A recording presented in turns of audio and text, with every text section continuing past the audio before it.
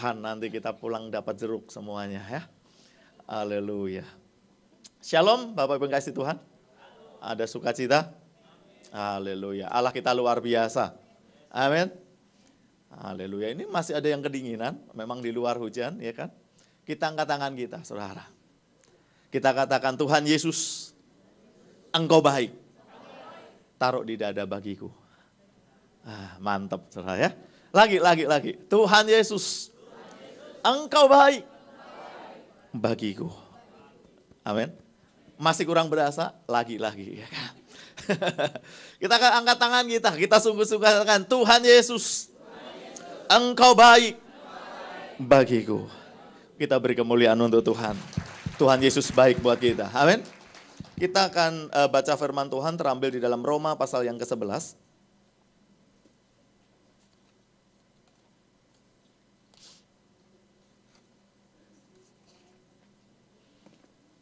Roma pasal yang ke-11. Roma pasal 12 ayat yang ke-11. Kita baca bersama-sama. 1, 2, 3. Janganlah hendaknya kerajinanmu kendor, biarlah rohmu menyala-nyala dan layanilah Tuhan. Haleluya. Kalau saudara punya stabilo, boleh stabilo saudara. Karena ini yang dinyatakan Tuhan hari-hari ini. Pesan Tuhan berkata demikian, janganlah hendaknya kerajinanmu kendor, biarlah rohmu menyala-nyala dan layanilah Tuhan. Haleluya. Apakah hari-hari ini saudara yang dikasih Tuhan kerajinan kita mulai kendor? Kerajinan untuk baca Alkitab, kerajinan untuk doa pagi, kerajinan untuk melayani menjadi berkat untuk sesama kita. Berkurang apa semakin tambah? Masuk tahun 2011, harusnya ini semakin bertambah dalam hidup kita. Kita semakin bergairah dengan Tuhan. Amin. Kita berkata, biarlah kerajinanmu jangan kendor, dan biarlah rohmu menyala-nyala. Haleluya. Saudara, ada bagian kita, ada bagiannya Tuhan. Firman Tuhan gak bilang gini, Rasul Paulus gak sampaikan gini, dan Tuhan akan membuat rohmu menyala-nyala. Saya rindu ayat itu, saudara. Tetapi Alkitab berkata, biarlah rohmu menyala-nyala. Artinya apa? Kita yang mesti mengondisikan, kita yang mesti membuat roh kita tetap menyala-nyala. Kita lihat samping kanan kiri kita. Roh yang menyala-nyala kelihatan dari mukanya. Amin. Tadi WL katakan manyun ya kan, bahasa Mandarin, manyun ya kan. Orang yang menyala-nyala enggak manyun saudara, dia akan bersuka cita. Amin. Masuk tahun 2011 jangan manyun. Kenapa? Karena Tuhan sediakan berkat multiplikasi dan promosi dalam hidup kita. Amin. Yakin, percaya, terima? Amin. Kita semua pasti menerima. Saudara yang dikasih Tuhan, pesan Tuhan berkata, biarlah roh kita menyala-nyala. Harus kita jaga, biarlah roh kita senantiasa menyala-nyala.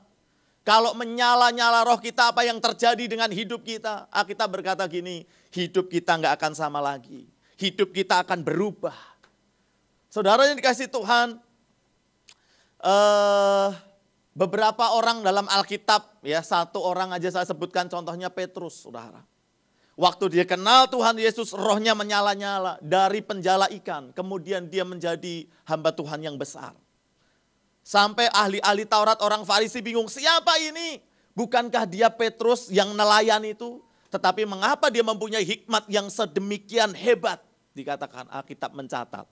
Jadi waktu kita menyala-nyala sama Tuhan, kita menjadi orang-orang yang diurapi Tuhan. Kita menjadi orang-orang yang luar biasa. Rasul Petrus. Saudara, ada orang namanya Smith Wigglesworth. Dia nggak bisa baca pertamanya. Nggak bisa baca, saudara. Istrinya bisa baca. Kemudian dia pergi ke gereja sungguh-sungguh sama Tuhan, dia pengen baca Alkitab, diajari sama istrinya baca.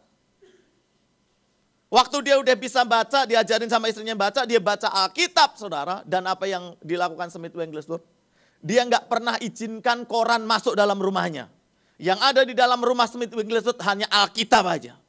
Kalau ada hopeng datang bawa koran pos kota gitu, itu pos kota masih ditinggal di luar, dia masuk. Kenapa? Kalau masuk bawa koran di rumahnya Smith Wigglesworth diomelin. Dia begitu mencintai Tuhan. Dia baca firman Tuhan. Dan apa yang terjadi? Tukang ledeng menjadi rasul iman yang luar biasa. 13 lebih orang mati dibangkitkan melalui hambanya ini. Dahsyat. Tukang ledeng, saudara.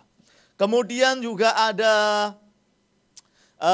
David Livingstone. Wah, saudara, David Livingstone. Orang yang lahir dalam kemiskinan, saudara. Dia sungguh-sungguh sama Tuhan. Dan dia menjadi orang yang besar, saudara. Bahkan waktu David Livingstone meninggal, jenazahnya, badannya dipakai rebutan dua bangsa. Satu bangsa Afrika, satu bangsa Inggris, saudara. Dua-duanya ingin Smith Wigglesworth dikubur. Orang Afrika bilang gini, biarlah Smith Wigglesworth dikubur di Afrika. Karena orang Afrika mencintai Smith Wigglesworth. Smith Wigglesworth, David Livingstone. Tetapi orang Inggris juga minta, dia warga negara kita, harus dikubur di Inggris katanya. Saudara yang dikasih Tuhan, dia jadi orang yang luar biasa. Kenapa? Karena dia sungguh-sungguh, rohnya menyala-nyala kepada Tuhan. Kalau roh kita menyala-nyala, jangankan hidup kita, mati kita pun akan jadi rebutan. Amin. Kalau kita nggak sungguh-sungguh sama Tuhan, kita mati pada ditolak. Sono kamu yang nguburin aja, sono kamu yang nguburin gitu, saudara. Tetapi kalau kita sungguh-sungguh sama Tuhan, jangankan hidup kita, matinya pun akan jadi rebutan. Amin. Saudara yang dikasih Tuhan, Tuhan Yesus pesan demikian di dalam Matius 13 ayat yang ketiga-tiga. Saya suka ayat ini, saudara. Matius 13 ayat 33.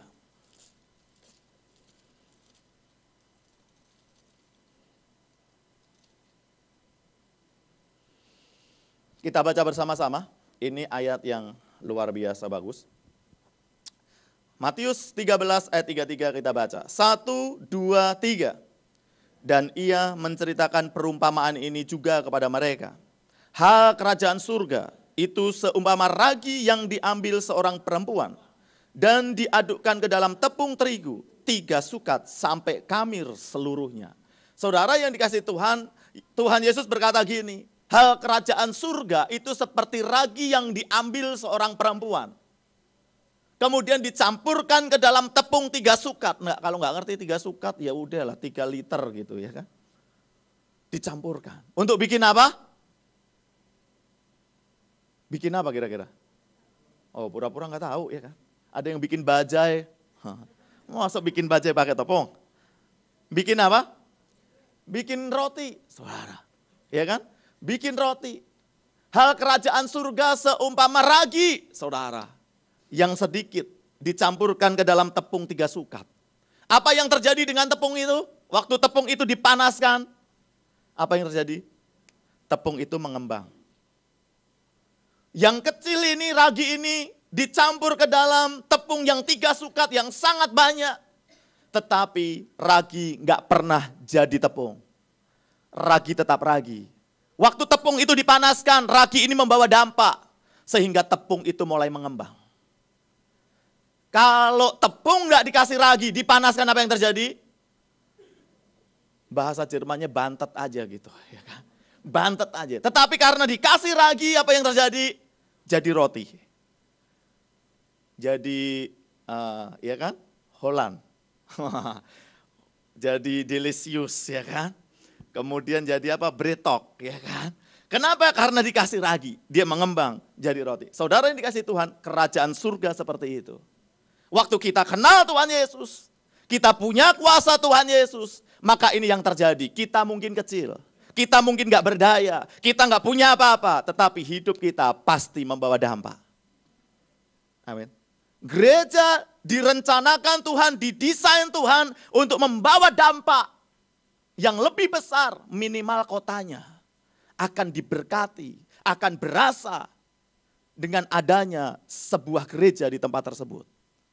Kalau kita ada dimanapun kita berada, kita akan membawa dampak. Kita ini orang Kristen. Amin. Kemana-mana kita akan membawa dampak. Kita seperti ragi, kecil, sedikit. Tetapi ragi gak pernah berubah wujudnya. Ragi gak pernah terpengaruh dengan air dan tepung. Dia tetap membawa sifat ragi. Yaitu membuat tepung yang biasa waktu dipanaskan mengembang menjadi roti. Dan enak dilihat, enak dimakan. Itu hidup kita. Direncanakan Tuhan seperti itu. Jadi kita adalah orang-orang yang luar biasa. Amin.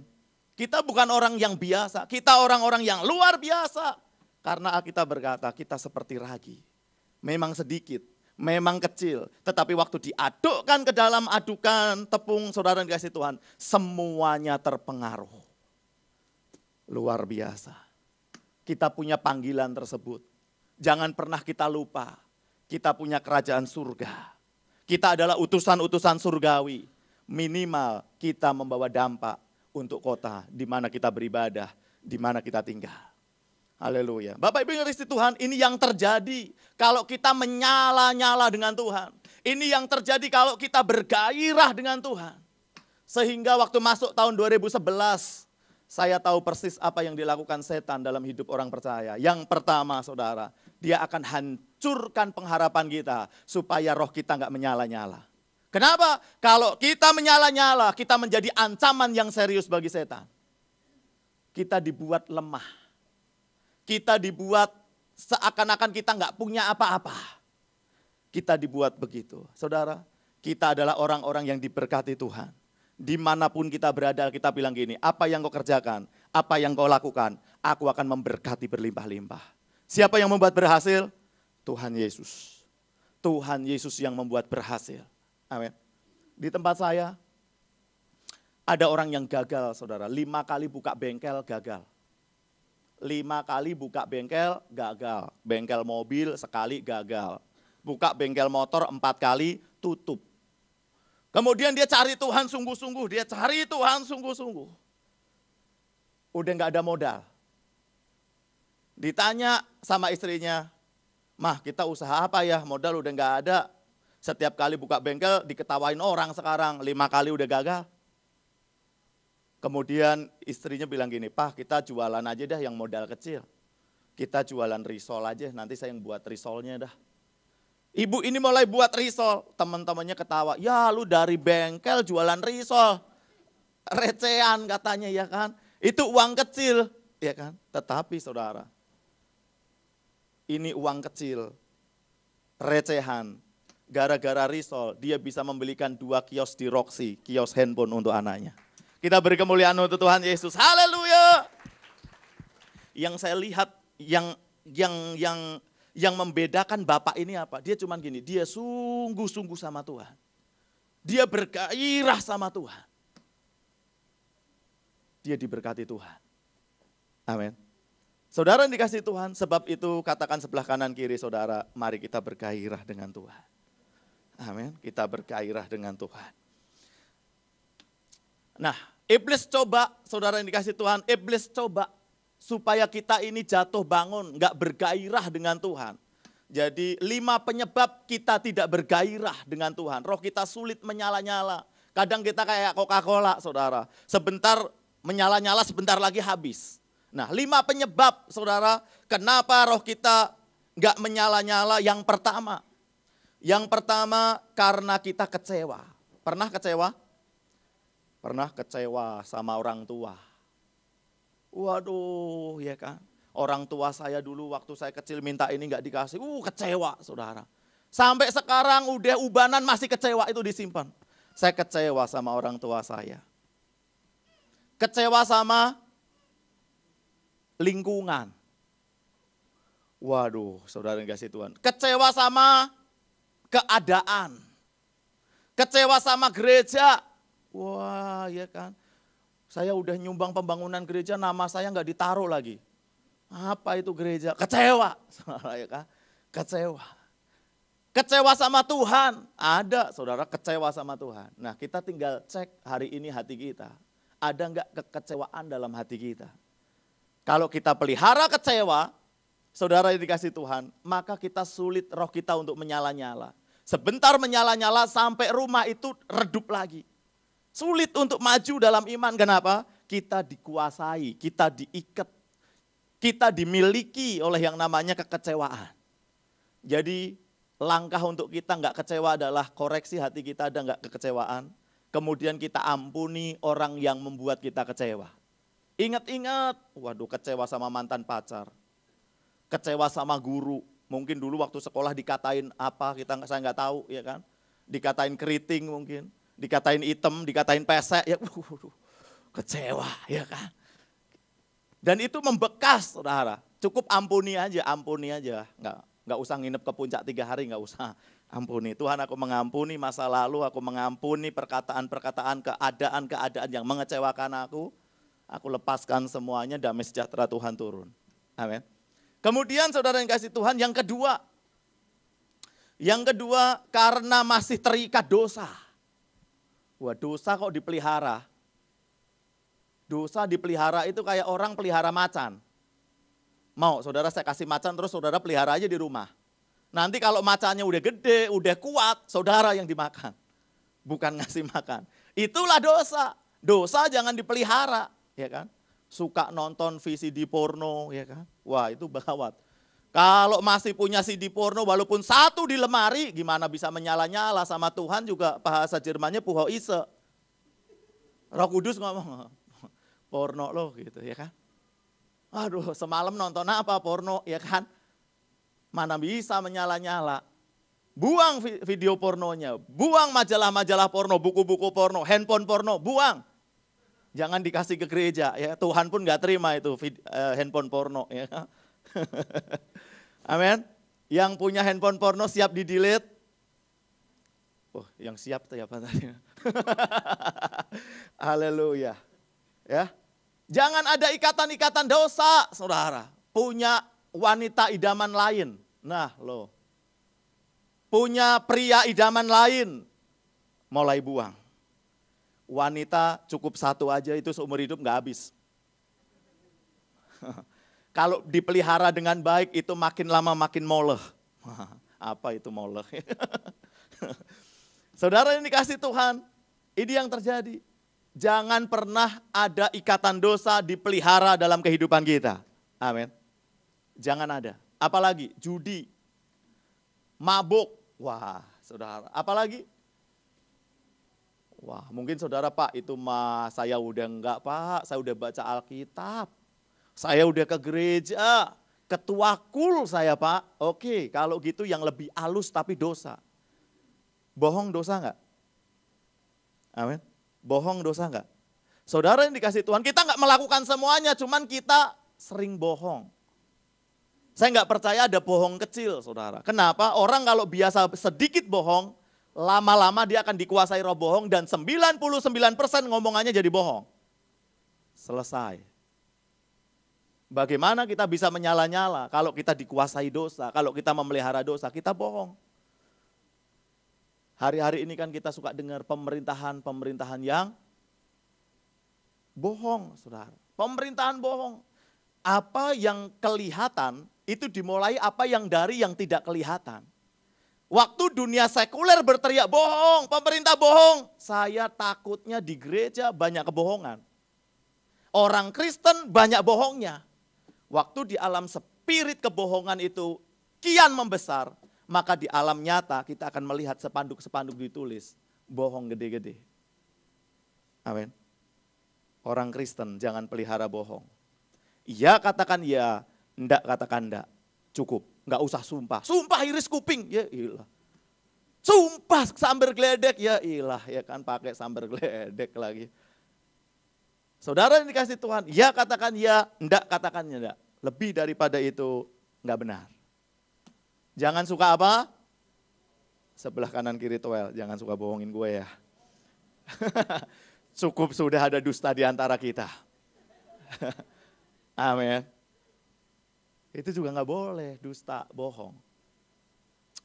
Kemudian yang ketiga, karena kurang merenungkan firman Tuhan. Kenapa roh kita enggak menyala-nyala saudara? Karena kita enggak punya waktu untuk kita merenungkan firman Tuhan. Kita buka Alkitab kita. Dalam Lukas 24 ayat 32.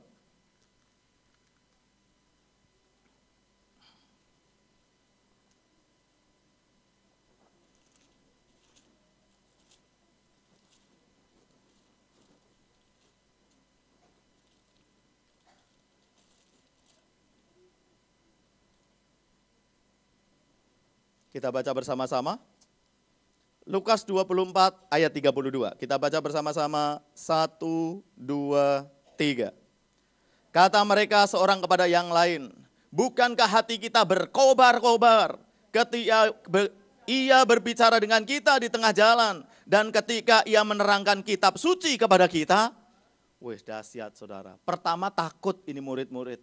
Pertama murid-murid ini udah habis harapan.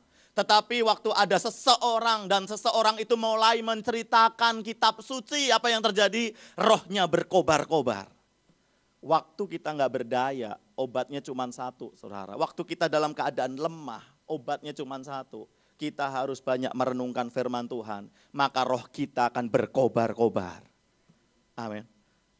Saudara yang dikasih Tuhan, keadaan kita seringkali nggak berkobar-kobar karena kita nggak punya firman. Harusnya saudara dikasih Tuhan pagi sebelum kerja kita baca firman. Berapa pasal? 1 pasal cukup. Ada sini yang sehari 5 pasal bisa angkat tangan? Wah gila. 5 pasal enggak ada. 10 pasal? Enggak level katanya. 15 pasal? Lah kok semakin naik? Oke berarti turun ya. 5 pasal enggak ada. Oke 4 pasal. Saya 4 pasal. Saya enggak 5 pasal ya kan. Saya 4 pasal. 3 pasal? Lah enggak suka baca firman, bacanya apa? Kopinho, horoskop. 3 pasal. Ya ampun, my God. 1 pasal. Ada 1 pasal, puji Tuhan. 2, 3. Jemaat di tempat ini yang baca Alkitab setiap hari 1 pasal 3. Setengah pasal. Gimana? My God. Saudara dikasih Tuhan, kita harus baca firman Tuhan.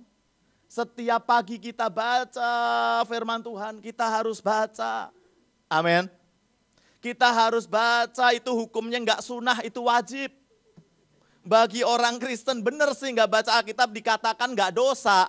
Tetapi itu mempengaruhi keberhasilan kita. Itu mempengaruhi masa depan hidup kita. Itu mempengaruhi jati diri kita, saudara. Kita harus baca firman Tuhan setiap hari, minimal 1 pasal. Baca. Setelah pagi baca, oke saudara mulai doa, melakukan aktivitas. Kemudian siang sebelum makan, apa yang saudara lakukan? Harusnya, ini yang saudara harus lakukan. Sebelum makan enggak usah baca Alkitab, enggak usah. Saudara renungkan gini, tadi pagi yang saya baca apa ya? Oh tadi pagi saya baca Abraham menyerahkan Ishak. Tuhan luar biasa loh. Ishak bagi Abraham itu sangat berharga tetapi diserahkan sama Tuhan. Tuhan engkau baik. Udah diinget-inget aja, kalau udah inget udah. Doa, makan aja selesai. Saudara Alkitab bilang gini, kemanapun engkau pergi, renungkan firman Tuhan. Maka aku akan menyertai engkau. Apa yang kau kerjakan, apa yang kau lakukan, aku akan buat berhasil. Amin. Kenapa kita gagal? Kenapa kita enggak berhasil? 1, kita enggak punya firman Tuhan dalam hidup kita. Kita enggak punya senjata dalam hidup kita. Amin. Jadi pulang dari tempat ini kita bertobat. Mulai besok pagi kita mulai baca Alkitab, cintai Alkitab. Amin. Saudara yang dikasih Tuhan, kita itu cinta Tuhan enggak? Kan kita cinta Tuhan. Kalau kita cinta Tuhan, kita akan selalu ingin baca surat cintanya Tuhan. Surat cintanya Tuhan adalah firman Tuhan. Amin. Jadi kenapa kita enggak menyala-nyala? Ya jelas enggak baca firman, enggak merenungkan. Jadi harus merenungkan. Itu yang ketiga. Yang keempat, kurang penyerahan. Enggak pernah menyerah. Sedangkan kekristenan itu identik dengan penyerahan diri kita. Penyerahan kehendak kita kepada Tuhan. Kadang kita berjalan dengan kekuatan kita berjalan dengan rencana kita berjalan dengan kepandaian kita. Kita pikir, bos, saya udah ahli, saya udah tahu, dan saya ambil keputusan ini. Dan waktu ambil keputusan, keputusannya salah, rugi, saudara. Waktu rugi, dia mulai kecewa dengan Tuhan. Tuhan ngomong gini, ya syukur, jalan sendiri, gak nanya-nanya. Gak minta tuntunan Tuhan. Sedangkan tahun 2011 saudara adalah tahun multipro, multiplikasi dan promosi. Kita akan bisa capai ini, kita akan bisa raih ini. Satu, kalau setiap hari kita minta penyertaan Tuhan. Kita bilang gini sama Tuhan, Tuhan sertai saya hari ini. Kalau Tuhan gak sertai, saya akan terus minta Tuhan menyertai. Itu kuncinya. Saudara yang dikasihi Tuhan, menyerah. Jangan andalkan kekuatan sendiri. Alkitab bilang apa? Terkutuklah orang yang mengandalkan manusia, benar. Terus terkutuklah orang yang mengandalkan kekuatannya sendiri. Orang yang mengandalkan kekuatannya sendiri, dia sedang hidup di dalam kutuk. Kekristenan identik dengan surrender. Menyerah kepada Tuhan. Kita serahkan kepada Tuhan. Saudara dikasih Tuhan. Puji Tuhan sekarang GPI Tanah Abang nanti pindah nama. Jadi GPI Cideng. Kenapa saudara? Karena pindah tempat. Kalau selama ini di hotel, sekarang udah dapat ruko. Saudara, puji Tuhan 7 kali 23. Waktu itu gini, ada masalah. Dana Tanah Abang nggak cukup untuk pindah ke ruko, nggak cukup. Ukuran 4 kali 20 nggak cukup tuh. Bukan nggak cukup tempatnya, nggak cukup duitnya. Nggak cukup. Cari tempat, budget nggak cukup. Cari tempat 4 tahun. Cari tempat, budget nggak cukup. Karena saya capek nyari, saudara. Nyari keliling Tanah Abang, sono Tanah Abang sini. Ayo Pak Yopi survei, Pak Yopi udah lihat. Harganya berapa? Mundur aja gitu. Terus saudara itu, saya hitung udah 70 kali 7 ya kan. Jadi aduh, Tuhan saya capek lah. Kalau memang nggak ada mukjizat, kalau memang Tuhan nggak kasih pindah ya udah. Saya di hotel aja, di hotel juga baik kok Tuhan, ya kan. Di hotel juga nggak diusir-usir gitu. Hubungan kita sama hotel juga baik, saudara. Kalau kita dipindah ke lantai 3, dipindah ke lantai 2, itu ruang kebaktiannya lebih baik daripada yang biasa kita tempatin. Jadi kalau dipindah itu harusnya senang gitu. Tetapi ya udah, karena baik, saudara, saya jadi ya udah Tuhan, saya udah nggak mau cari tempat. Seumur hidup di milenium ya udah biarin. Saya bersyukur Tuhan Yesus baik buat saya. Amin. Ya kan, bersyukur. Waktu saya bersyukur begitu, saudara, minggu depannya, saudara, ada mukjizat terjadi. Mukjizat itu terjadinya gini aja, Pak udah dapat tempat, ada orang, saudara datang. Pak udah dapat tempat, enggak, saya malas cari tempat. Kenapa ya Pak? Harganya enggak pernah cocok Pak. Oh, tapi Bapak ada tempat enggak? Ada, tapi moyung Pak, enggak cocok. Duitnya enggak cukup. Orang ini cuma bilang gini, kalau Bapak mantep di tempat itu, nanti saya bayar tempat itu. Wis. Dari kemarin gak bilang gitu ya kan. Kenapa ya kan? Mesti nunggu nyerah dulu. Baru orang ini ngomong. Saudara dikasih Tuhan. Kenapa sih pintu tertutup? Pintu bisnis tertutup, pintu dagang tertutup. Jadi sales gak laku-laku dari musim durian sampai musim rambutan. Kenapa? Gak pernah menyerah sama Tuhan. Menyerah sama Tuhan. Kalau saudara diberkati banyak mau buat apa itu duit? Tuhan saya mau kawin lagi, udah pasti gak diberkati. Amin. Tuhan saya mau bangun pantai asuhan. Saya mau bangun gereja yang gede kalau saya diberkati Tuhan. Saudara siap-siap jadi orang kaya. Amin. Saudara kalau banyak duit mau ngapain? Rumahku, mertuaku, anakku. Aduh itu mah gak kaya-kaya deh, jamin 100%. Kenapa saudara? Untuk dirinya sendiri. Akhirnya mengandalkan kekuatan sendiri. Waktu kita ngomong sama Tuhan, Tuhan kalau aku diberkati, aku akan kasih itu pendeta di kampung 10 juta, seluruh pendeta di kampung. Siap-siap jadi orang kaya. Amin. Tuh gak ada yang amin ya kak. Haleluya, mesti begitu saudara. Kita diberkati untuk kita menjadi berkat. Amin. Waktu saudara tahu ini, siap-siap jadi orang kaya. Artinya apa? Mari kita mulai menyerah. Orang yang menyerah sama Tuhan, orang tersebut gampang dibentuk sama Tuhan, dan Tuhan gampang memberkati dia. Itu yang keempat. Yang kelima, kurang mengasihi Tuhan. Nah, ini ayatnya luar biasa bagus. Wahyu 2 ayat yang keempat, kita akan buka.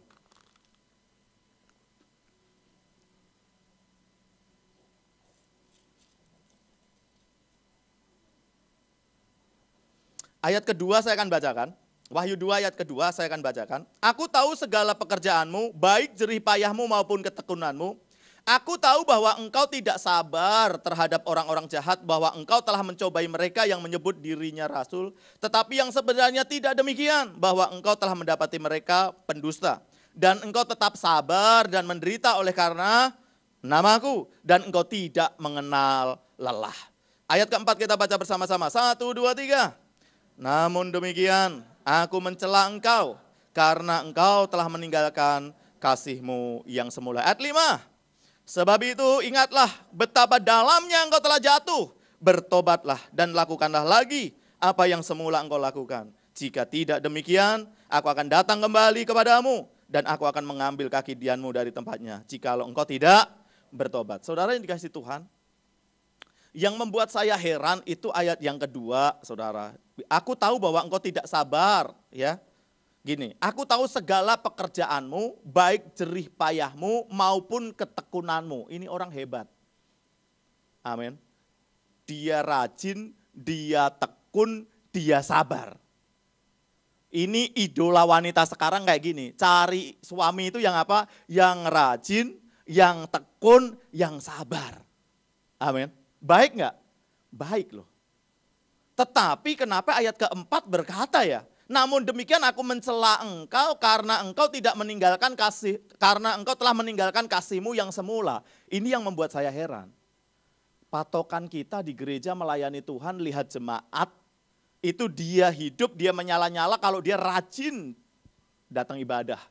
Rajin ikut kul, rajin ikut doa-doa yang diadakan. Dia tekun, dia rajin. Wah saudara, bahkan waktu ada pencobaan-pencobaan dia tetap bertahan. Hebat, ini orang sabar. Tetapi Alkitab berkata demikian, namun demikian aku mencela engkau. Karena walaupun demikian hebat apa yang sudah kita lakukan, kita telah meninggalkan kasih yang semula. Ini yang mesti kita merenung dengan sabar. Apakah kita masih mengasihi Tuhan enggak? Amin. Bukti kita mengasihi Tuhan apa? Tadi salah satunya baca firman. Kalau kita mengasihi Tuhan, kita mau baca firman setiap hari. Kalau kita nggak mau baca, jangan ngamuk kalau diingatkan gini, engkau nggak mengasihi Tuhan. Saudara yang dikasihi Tuhan, kita harus mengasihi Tuhan. Mengasihi Tuhan itu komitmen. Mengasihi Tuhan itu keputusan kita, seperti kita nikah, saudara. Hendaklah suami mengasihi istrinya, seperti dia mengasihi Tuhan. Berkorban untuk istri seperti Tuhan berkorban untuk semua orang. Itu kasih suami sama istri seperti itu, saudara. Digambarkan seperti seorang suami yang mengasihi istri. Saudara yang kasih Tuhan. Saudara kan seringkali ketemu kan. Orang prianya gagah besar, sehat lah, gak ada bengek, gak ada jantung, gak stroke, sehat. Bininya di mana-mana. Dia punya will, wanita idaman lain. Bukan karena sakit loh. Bukan karena dia sakit, waduh saya sakit, istri saya udah nggak suka sama saya. Kemudian ya udahlah kalau gitu saya cari cewek lain. Nggak begitu loh. Dalam kondisi sehat. Saudara dikasih Tuhan, kasih kita kepada Tuhan itu seperti itu. Dalam kita kondisi sehat rohani tadi, rajin, tekun ke gereja, menyala-nyala, tapi masihkah kita mengasihi Tuhan? Masihkah Tuhan segala-galanya dalam hidup kita? Masihkah Tuhan Yesus jadi fokus dalam kehidupan kita? Kenapa saudara? Biasanya kalau kita rajin sama Tuhan, tekun sama Tuhan, Tuhan mulai memberkati kita. Kita mulai cinta, nggak cinta lagi sama Tuhan. Kita cinta sama berkat Tuhan. Nah ini saudara, engkau telah meninggalkan kasihmu yang semula, enggak cinta Tuhan. Tapi mulai cinta dengan pelayanan pekerjaan Tuhan. Mulai cinta dengan berkat-berkat Tuhan. Sebab itu mengasihi Tuhan mesti dibuktikan. Orang yang mengasihi Tuhan itu terlihat dari cara dia beribadah. Dia semangat, dia antusias sama Tuhan. Orang yang mengasihi Tuhan itu terlihat dari persembahan yang dia berikan kepada Tuhan. Orang yang mengasihi Tuhan itu enggak hitung-hitungan, saudara. Dia akan memberi kepada Tuhan. Apapun yang Tuhan minta. Saudara yang dikasihi Tuhan. kehidupan orang Kristen identik dengan persembahan. Amin. Sebab itu di depan ada apa? Ini kantong apa? Persembahan. Kemudian ada kotak. Kotak apa? My God, udah 2. Belum kalau minggu ketiga tambah lagi yang biru. Persembahan apa? My God, 3. Belum kalau bangun gereja, bantu orang-orang miskin, namanya persembahan khusus. Kehidupan orang Kristen itu identik dengan persembahan. Jadi jangan alergi sama persembahan. Saudara yang dikasih Tuhan, dan saya akan sampaikan macam-macam persembahan orang Kristen. Yang pertama, orang Kristen itu mempersembahkan setiap hari Minggu yang namanya persembahan hari Minggu. Namanya apa? Kolekte. Kolekte itu penting nggak? Penting. Amin. Oke, penting. Saya akan ajak saudara buka ayatnya di dalam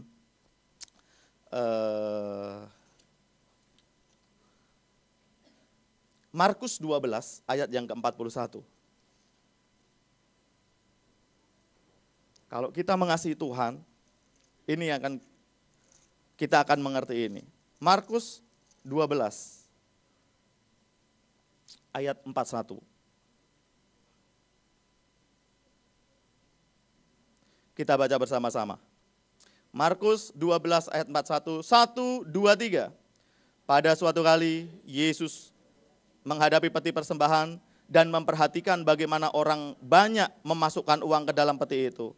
Banyak orang kaya memberi jumlah yang besar. Saudara yang dikasihi Tuhan, ini penting. Ini bukti kita mengasihi Tuhan. Tuhan Yesus, saudara, datang ke dunia. Dia pergi ke gereja, dia pergi ke rumah Tuhan. Dia duduk di depan peti persembahan. Saudara, saya ingatkan gini, Obama waktu datang ke Indonesia ada 3 agenda yang gak boleh ketinggalan. Agenda pertama apa? Belanja di Mangga 2. Oh salah ya kan. Agenda pertama adalah dia harus pergi ke istana presiden. Dia akan menyampaikan pesan kepada dunia bahwa Washington dan Indonesia adalah bersahabat. Hubungannya baik antara kedua negara. Kemudian yang kedua, pesan gak boleh ketinggalan. Obama harus pergi ke Masjid Istiqlal. Kenapa? Dia mau menyampaikan pesan kepada dunia bahwa Obama tidak anti-Islam. Obama katakan gak semua orang Islam teroris, gitu ya kan. Islam juga suka damai, sebab itu Obama presiden Amerika berdamai dengan Muslim, gak semua orang Islam jahat. Itu pesan yang disampaikan. Kemudian juga Obama pergi kemana? Ke Depok, ya kan. Ke universitas, pesan apa yang akan disampaikan? Obama ngomong-ngomong gini, pendidikan itu sangat penting loh. Dan Indonesia punya banyak orang berpendidikan, jangan kalah sama Indonesia. Dia mau pesan gitu sama dunia. Tuhan Yesus, Raja di atas segala raja, Allah yang menciptakan langit dan bumi. Waktu dia turun ke dunia, ada satu agenda yang gak boleh lupa dan gak boleh ketinggalan. Dia pergi ke rumah Tuhan, dia lihat kolektor. Waktu dia lihat kolektor, Tuhan Yesus melihat orang-orang yang memasukkan. Saudara, kalau saudara pergi ke gereja suami istri, tahu gak istri saudara ngasih kolektor berapa? Oh istri lo ngasih kolektor. Suami ngasih kolektor tahu nggak? Nggak tahu. Kenapa? Kan kalau tangan kanan memberi, tangan kiri nggak boleh tahu, Pak. Itu kalau beri untuk saya. Kalau untuk Tuhan boleh tahu suami, ya kan? Kenapa? Diremes-remes dulu. Tuh. Supaya matang, Pak, persembahan, ya kan? Supaya antara ceban dan cepeceng itu nggak ada beda gitu loh, Pak, ya kan? Merahnya dipucet-pucetin kayak cepeceng jatuhnya, ya kan? Masukin. Saudara yang dikasih Tuhan, Tuhan Yesus lihat loh saudara, persembahan yang saudara masukkan, lihat loh saudara. Lihat, oh masukin goceng, masukin ceceng, bukan masalah nilai loh. Akhirnya kan Tuhan Yesus terkesima sama seorang janda yang memberikan 2 peser. Amin. Akhirnya Tuhan Yesus bilang apa? Janda ini membeli lebih banyak daripada si orang kaya yang memberikan duit banyak. Kenapa? Janda ini memberi dalam kekurangannya.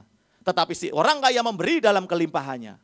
Saudara yang dikasih Tuhan, agenda Tuhan Yesus datang ke dunia, dia pergi ke rumah Tuhan. Dan dia melihat orang-orang masukkan uang ke dalam kolektor, masukkan uang ke dalam persembahan. Hari ini kalau Tuhan Yesus datang ke tempat ini, dia gak mau ketemu Pak Yupo loh. Dia gak mau gini, jemaatnya udah banyak, gak mau begitu. Dia gak ngelihat gini, coba lihat tempatnya bagus gak, Tuhan Yesus gak lihat tempat. Tuhan Yesus akan melihat kolekte. Kalau perlu Tuhan Yesus akan edarkan kolekte. Dan dia akan lihat berapa persembahan yang saudara beri. Saudara yang kasih Tuhan, waktu youth saya dengar satu khotbah dari Pak Dani Tumewa. Dia cuma bilang gini, kalau memberi persembahan, beri yang terbaik yang ada di dompet kita. Itu kunci kita memberi persembahan. Amin. Beri apa? Yang terbaik yang ada di dompet. Kalau di dompet kita ada 100.000, ada 20.000, ada 50.000, ada goceng. Waktu kantong kolektor diedarkan kita akan kasih yang mana? Kita kasih yang mana? Yang terbaik, amin. Ini Bapak luar biasa. Beri yang terbaik, amin. Ada sepeceng, goban, noban, goceng. Kasih yang mana? Yang terbaik, amin.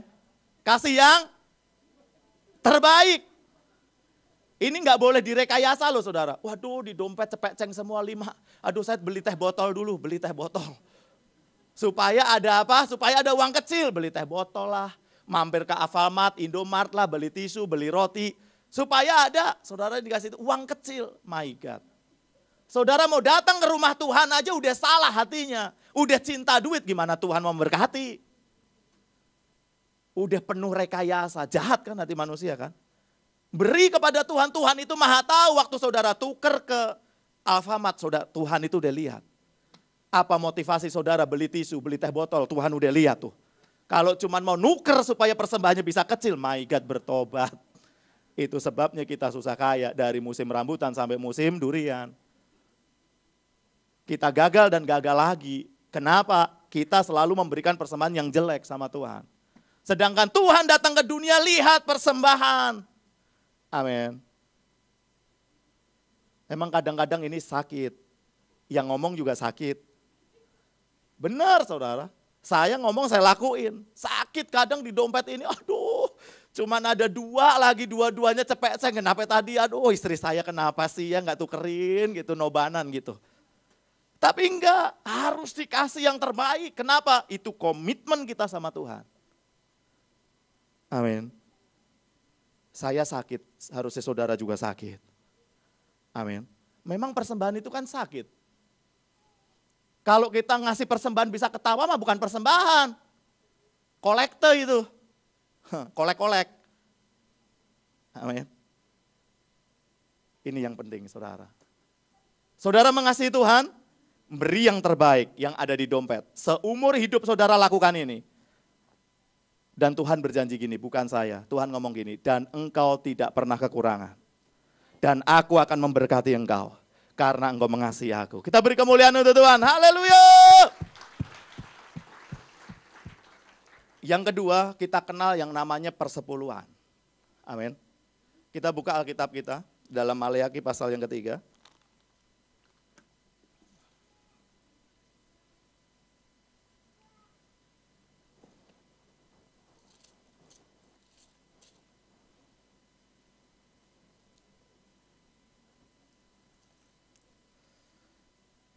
Maleakhi pasal yang ketiga, ayat yang ke-6, judul perikopnya kita baca bersama-sama. 1, 2, 3. Persembayaran, persembahan, persepuluhan menyenangkan hati Allah. Saya akan bacakan ayat ke-7. Sejak zaman nenek moyangmu kamu menyimpang dari ketetapanku dan tidak memeliharanya. Kembalilah kepadaku maka aku akan kembali kepadamu, firman Tuhan semesta alam. Tetapi kamu berkata dengan cara bagaimana kami harus kembali? Bolehkah manusia menipu Allah? Namun kamu menipu aku. Tetapi kamu berkata dengan cara bagaimana kami menipu engkau?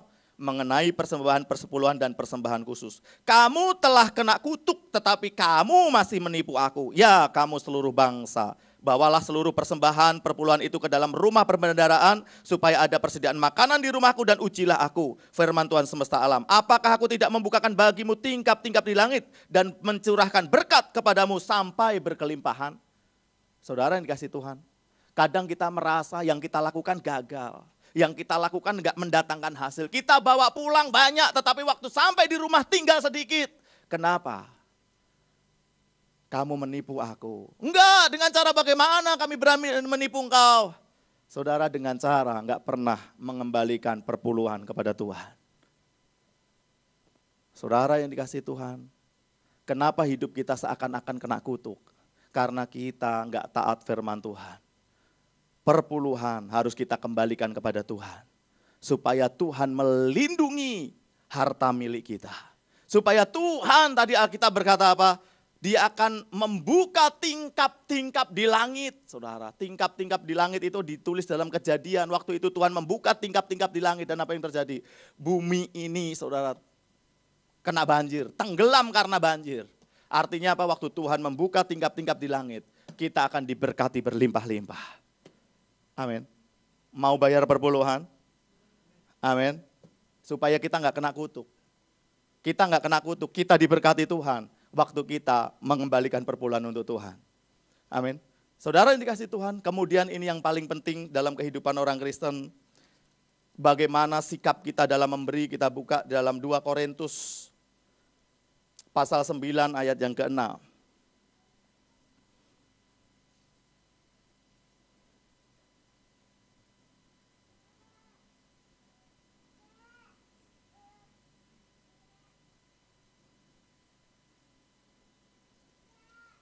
2 Korintus 9 ayat yang ke-6. Saya akan bacakan. Atau perikopnya kita baca bersama-sama. 1, 2, 3. Memberi dengan sukacita membawa berkat. Ayat ke-6 saya akan bacakan. Camkanlah ini, orang yang menabur sedikit akan menuai sedikit. Dan orang yang menabur banyak akan menuai banyak. Hendaklah masing-masing memberi menurut kerelaan hatinya, jangan dengan sedih hati atau karena paksa. Sebab Allah mengasihi orang yang memberi dengan sukacita. Luar biasa. Jadi kalau kita membawa persembahan, kalau kita mengembalikan perpuluhan harus dengan rela, dengan sukacita. Sebab Tuhan senang orang yang memberi dengan sukacita. Haleluya. Apa hasilnya? Ayat ke-8. Dan Allah sanggup melimpahkan segala kasih karunia kepada kamu supaya kamu senantiasa berkecukupan di dalam segala sesuatu dan malah berkelebihan di dalam berbagai kebajikan. Enggak cuma cukup, bahkan berkelimpahan di dalam berbagai kebajikan. Orang Kristen enggak cuma dikenal sebagai orang yang diberkati Tuhan, tetapi akan dikenal sebagai orang-orang yang sangat baik di dalam lingkungannya. Di dalam berbagai kebajikan. Enggak ada orang yang mau merampas mobil kita. Enggak ada orang yang mau menyerang rumah kita. Kenapa? Orang Kristen dipenuhi oleh Allah dengan berbagai kebajikan. Kemudian saya akan lanjutkan. Ayat 10. Ia yang menyediakan benih bagi penabur dan roti untuk dimakan. Ia juga yang akan menyediakan benih bagi kamu dan melipat gandakannya dan menumbuhkan buah-buah kebenaranmu. Saudara, kalau saudara simak firman Tuhan hari ini, dan saudara mulai melakukannya, dan saudara mungkin dalam keadaan kurang, dan ini yang akan terjadi dalam hidup saudara. Saudara akan dapat berkat. Tapi berkat ini enggak untuk dimakan. Berkat ini untuk didabur lagi. Amin. Karena apa? Di dalam kekristenan ada benih, ada roti. Kalau roti untuk dimakan, kalau benih untuk ditabur. Salahnya orang Kristen adalah waktu Tuhan kasih benih, benihnya dimakan. Enggak nuai-nuai seumur hidup. Enggak nuai-nuai. Seringkali kita dalam keadaan enggak punya duit, kita berdoa Tuhan berkati aku, kemudian Tuhan kasih berkat, deng. Dan saudara harus peka, Tuhan ini benih apa roti? Saudara dikasih Tuhan, saya pernah mengalami ini saudara, saya nangkep ini dan saya pernah mengalami. Waktu itu saya dalam kondisi enggak punya duit. Waktu itu PK masih kecil gitu kan saudara, enggak punya duit. Sampai kemudian saya dapat berkat. Berkatnya gede saudara, tebel. Waktu saya terima berkat, dek. Tuhan ngomong gini, ini bukan untuk kamu. Orangnya dikasih ke saya, tapi Tuhan ngomong bukan untuk kamu. Saya simpen saudara. Saya nggak hitung, saya simpen, saya taruh di bawah baju saya. Kemudian jaraknya lama saudara, sekitar 3 minggu kemudian. Saya dengar, ada orang di tempat saya, nggak punya duit di kampung saudara, nggak punya duit untuk operasi kanker payudara. Dan waktu saya dengar berita ini, Tuhan ngomong gini jelas, berikan uang itu kepada dia. My God, orang Islam aja diperhatiin Tuhan, apalagi kita. Ini orang yang menolak Tuhan Yesus loh saudara. Berapa kali saya injilin dia nolak. Tetapi hari itu Tuhan ngomong, kasih duit kepada dia. Saya pulang, saya datang ke rumahnya, saya kasih duit. Saya ngomong gini, berapa biaya operasi kamu? Dia sebut satu angka, saya buka, pasti pas. Saya nggak hitung dulu. Dan benar saudara, nilainya pas. Saya cuma ngomong gini, ini duit nggak dari saya, ini duit dari Tuhan Yesus. Saya juga nggak punya duit. Tetapi ini duit dari Tuhan Yesus untuk kamu, Tuhan udah persiapkan ini 3 minggu yang lalu. Jadi operasi kamu udah pasti berhasil, nanti kamu ke gereja, kamu bersaksi bahwa kemuliaan untuk Tuhan Yesus. Hari ini orang ini saudara kemana-mana bersaksi meninggikan nama Tuhan. Kita beri kemuliaan untuk Tuhan, haleluya. Enggak cuma dia saudara, anaknya juga. Anaknya dibuat cinta Yesus. Sampai Yesus itu jadi orang nomor 1 dalam hidupnya, memang harus begitu. Kita kadang butuh duit, tetapi kalau kita dapat berkat, kita mulai tanya sama Tuhan, ini untuk siapa Tuhan? Dan kita harus taat. Amin. Karena ini untuk ditabur, saudara. Benih itu untuk ditabur, kalau roti untuk dimakan. Jadi kita harus nangkap ini. Saudara yang dikasih oleh Tuhan Yesus, kemudian firman Tuhan itu bilang gini, untuk kita bisa mengasihi Tuhan.